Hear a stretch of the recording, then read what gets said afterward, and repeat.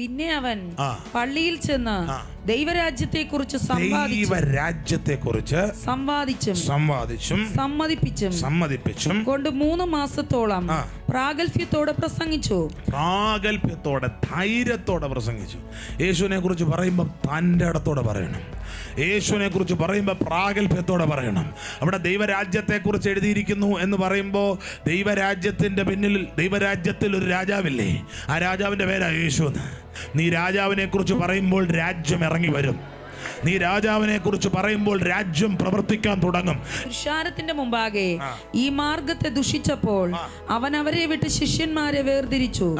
തുറന്നോസിന്റെ പാഠശാലയിൽ ദിനംപ്രതി സമ്പാദിച്ചു പോന്നു. ദുഷിച്ചു പറയുമ്പോഴും എതിർപ്പുകൾ ഉണ്ടായപ്പോഴും 2 ആഴ്ചയിൽ ഒരു യോഗമാക്കി യോഗം ചുരുക്കുന്നു എന്നല്ല, ദിനംപ്രതി സമ്പാദിച്ചു പോന്നു.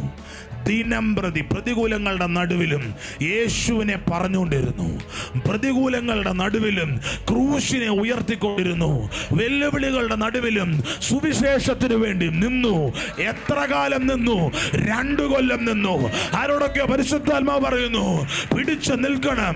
സകലവും സമാപിച്ചിട്ട് നീ ഉറച്ചു നിൽക്കണം. കാരണം നീ യേശുവിന്റെ കരം താമസം വിന കാണാൻ പോകുകയാണ്. എത്ര പ്രാർത്ഥിച്ചിട്ട് എന്താ പാസ്റ്റർ ഒരു മുന്നേറ്റം ഇല്ലാത്തത്? എത്ര പ്രാർത്ഥിച്ചിട്ട് എന്താ പാസ്റ്റർ ഒരു നീക്കുപോക്കില്ലാത്തതെന്ന് പറയുന്നവരോട് ഞാൻ പൗലോസിന്റെ ചരിത്രം ചൂണ്ടിക്കാണിക്കും. അവൻ സംഭാഷിച്ചു, സംവദിച്ചു, അവൻ സംവാദം നടത്തി, അവൻ എതിർപ്പുകളെ അവഗണിച്ചു, അവൻ പിടിച്ചു നിന്നു. പെട്ടെന്നൊന്നും നടന്നില്ല. 2 കൊല്ലവും മുകളിൽ 3 മാസം എന്ന് വായിച്ചു. സിനഗോഗിൽ 3 മാസം, തുറന്നോസിന്റെ പാഠശാലയിൽ 2 കൊല്ലം. ലോകത്തിൽ എവിടെങ്കിലും ഒക്കെ ദൈവം ചലിച്ചിട്ടുണ്ടെങ്കിൽ, ദൈവം പ്രവർത്തിക്കുന്നതിന് മുൻപ് ഏതൊക്കെയോ മനുഷ്യരുടെ കണ്ണുനീര് അവിടെ പ്രവർത്തിച്ചിട്ടുണ്ട്. ഏതൊക്കെയോ മനുഷ്യരുടെ വിയർപ്പ് അവിടെ വീണിട്ടുണ്ട്. ഏതൊക്കെയോ മനുഷ്യരുടെ ചോര അവിടെ വീണിട്ടുണ്ട്.